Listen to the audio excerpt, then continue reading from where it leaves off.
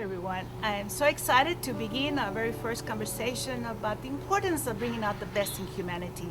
And we, especially today, that we are experiencing such a terrible controversy about what's happening in in the United States today.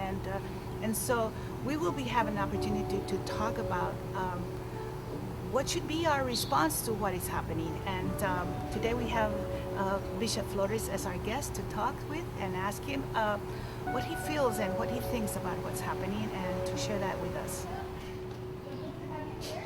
Thank you. Over there. Okay. Hello, Bishop. Sister, how are you? I'm happy to have you here. Well, it's good to We're be here. really looking forward to hear you and to understand better what's happening today. It's really sad to see what's happening. The racism is a terrible thing that's happened in our country for quite a while, and the response has been so negative in many ways, right? And so, as far as the violence and destruction, what are your thoughts? What do you think? Well, I think sometimes there are deep underlying issues and problems in our society, in our communities, that we don't pay attention to unless something flares up, and then all of a sudden we become focused on them. But there is a long history of racial tension, not just in the United States, but in different parts of the world, and we sometimes aren't aware as to how it causes friction and tension. The African American community, especially in the United States, has had a long history of suffering, of injustice, and the death of George Floyd, of course, caused justifiably a great outrage about how could this happen. I mean, people who were in the middle of trying to deal with the virus and staying inside and trying to understand kind of how they were to protect themselves and protect their families, going and being very careful about that, and suddenly this happens, and rightly there was a sense that this cannot be allowed to continue to happen, this kind of attitude and this kind of action. And so it causes sort of some of the deeper sort of underlying tensions to kind of come out, and we've seen reactions, some of them very violent, and reactions cause counter-reactions, which cause counter-reactions. Y se va moviendo la cosa, that things go back and forth, and it's a cycle. I know. Until we address the deeper things, and about our relationships, about our communities. And I've always thought that first of all, that we need to address, as a community, but as individuals even, our attitudes, and ask for a purification of our heart for any kind of prejudice or racial discrimination or just racism that can come into or creep into our lives. And none of us should think ourselves immune, and that we have to ask ourselves and ask, what are my attitudes towards people or towards groups of people, African Americans or other groups? Because you see across many spectrums this kind of lo que llamo yo el desprecio, this kind of just looking down on and saying, well, they're not as good as those people are not. And it can be an extent to immigrants. It can extend to the handicapped, the special needs. It can extend to a lot of people, and we have to start with looking at ourselves, and then building up friendship in our communities. Right. And I really like what our Pope Francis said about how we should definitely racism is something we cannot tolerate, and we have to do something about. But the response should not be violent, because it's self-defeating. It's not good.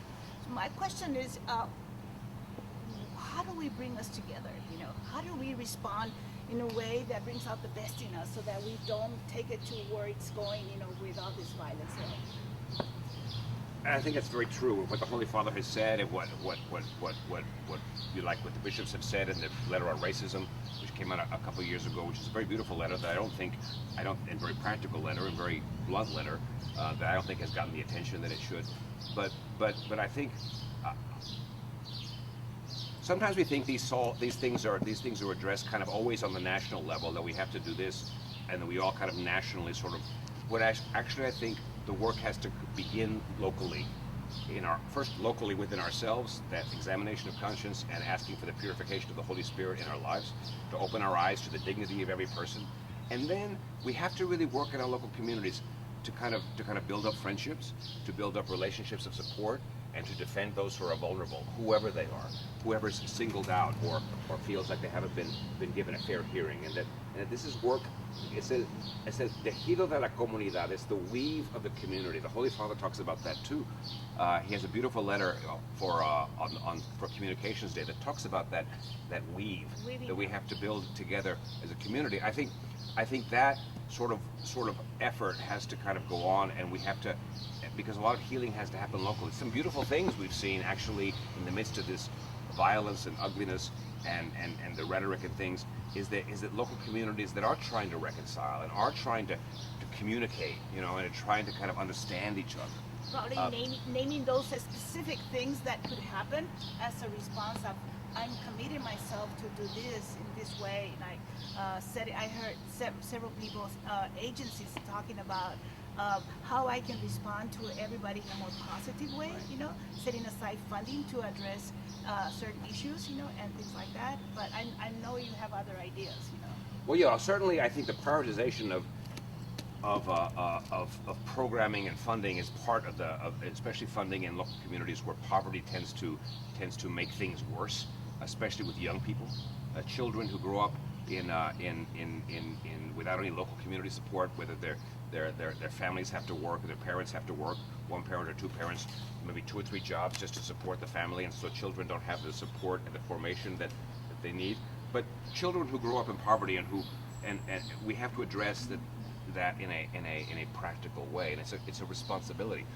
I see there's a certain way by which I think, not just a Catholic, but as a Catholic I would say that given the fact that we're human beings, we have a responsibility to each other. And this is a fundamental way of looking at life. And it's not, as I always say in my sermons, cada quien por su lado, everybody kind of takes care of themselves and you're on your own, but that we do have a responsibility to each other. And we can do that,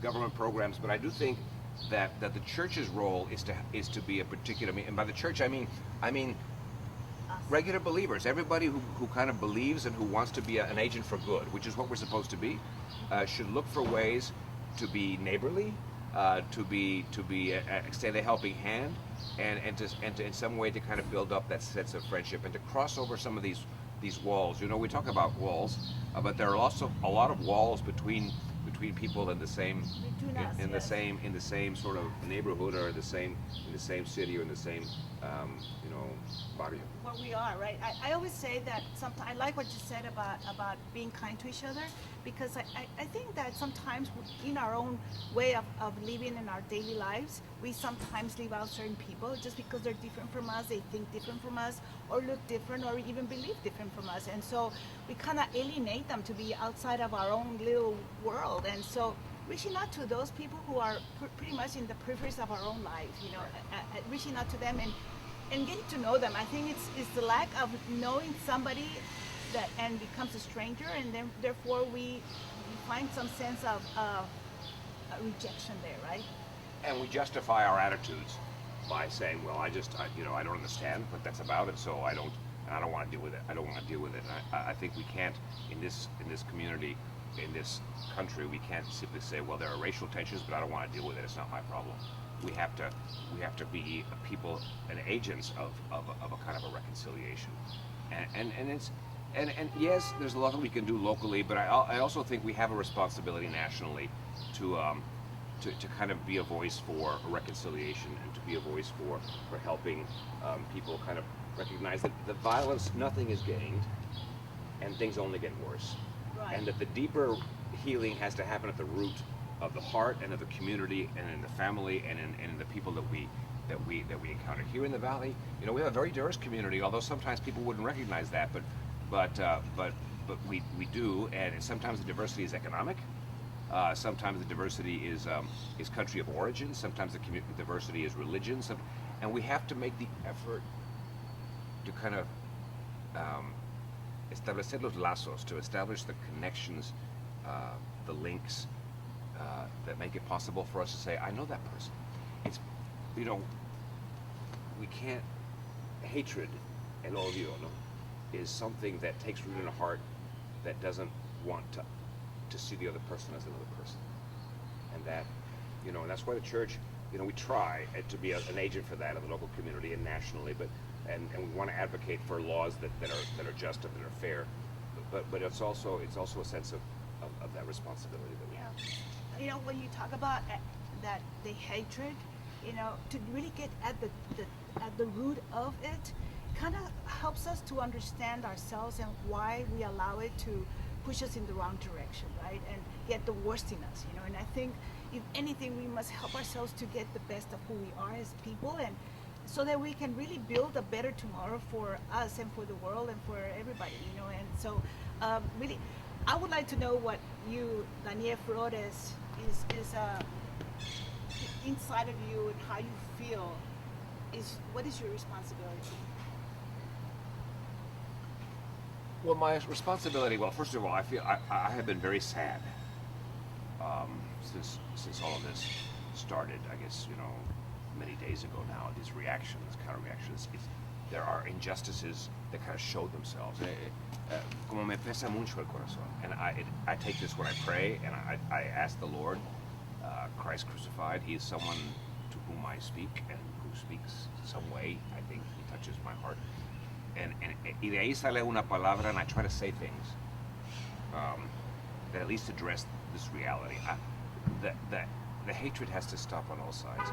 Justice needs to be recognized in people's lives, African Americans, others who feel that they are kind of like singled out and justifiably in the history of things, and that we have to be much more willing to recognize that and to address it, but also to be agents like weavers of a community. But I also know, for example, in a few weeks I'm going to celebrate the Blue Mass here in the Valley. And it's not fair to say that, well, all law enforcement is bad, because I also know them, and very hardworking. And I've had family members who are part of law enforcement who work and who sacrifice who put their lives on the line to defend the community, and that we can't have this inbuilt suspicion of anybody who is different or who's on the other side that we perceive, and that we have to kind of be the agents. And I know that here locally, I feel that sometimes if a law enforcement officer does something that's bad, then that everybody's kind of like made to look bad, and that's happened. But we can't treat people like general groups, and so everybody's. But there's a lot of goodness that we need to kind of cultivate and not be afraid of it, and to kind of cross those lines. So I pray for law enforcement. I pray for those who suffer injustice and prejudice and the sin of racism. It is a sin. And it's something that is grievously injurious to the heart of Jesus. That's because Christ dies for everyone and rises for everyone to bring us together, and that's why he gives us the Holy Spirit. But it's a work, and it's not something that just happens because we snap our fingers. We have to recognize the truth of the reality that we live in, and we have to try to address it in practical ways. And for us here, for me, I think I need to try to be an agent of some kind of bringing people together, which is not always easy, but for the people involved, and I recognize that. I think that's so important, bringing us together. Just to say something about what you just mentioned on the law enforcement part, you know how I have been very involved with the immigrants and the refugees, and we work very closely with law enforcement, with Border Patrol and with ICE and with the sheriffs and everybody, and they have been so collaborative. I've worked with amazing men and women who have been so supportive, and the stories they share about how they feel toward immigrants. People are so amazed that I have such a good relationship with them. When I speak all over the United States and I mention this, they can't believe that is happening. They always want me to see them as the enemy, but they're not. We have to recognize the goodness in all of us. I think that's so important. And I think we have to resist those pressures that we have in our country in different areas that kind of wants to divide us up between us and them, and we choose whichever lie. I think the church certainly has a responsibility to step back from that kind of and say, well, that's not. We don't want to. The goal is not to kind of like make stronger the divisions between the us and them, however that's worked out in the different ways people understand that, but rather our responsibility is to be a voice that pulls and that does exactly sister what you do, and what I think the church in general should be trying to do, which is to collaborate in a sense of a common goodwill for everybody in the community, and that we're not about them and us thing. And though it's a hard road to build up a reconciling spirit and a spirit of forgiveness and repentance, Although it's a difficult road, it is the work the church needs to be doing. Thank you, Bishop. I mean, your words, your message is so important to me and to all of us because really you are a pastor and we look up to you so that you can guide us and really connect us to what it is that needs to be our response to what's happening. And I hope that everyone is inspired by what you just shared with us. Well, thank you, sister. But I look to you and you give me a lot of encouragement. And the people that work with you, all the people in the valley who like you mentioned, law enforcement and the local communities and the cities and the counties that, I think we have a beautiful thing that it's not perfect, but that could be an example as to how the community can come together to help those who are really struggling, while respecting the laws, but also respecting, first of all, the dignity of the persons in front of us. The human dignity is what you and what I think the church needs to try to always lift up as the most important thing. Así es. We will continue to do our part. I hope my conversation with Bishop Daniel Flores has inspired you as it has me, especially of the importance of making that effort to establish the links, los lazos que nos unen, building relationships of support, which actually brings hope. And as Bishop said, the work begins within ourselves. Hope you join me next time. Vaya con Dios.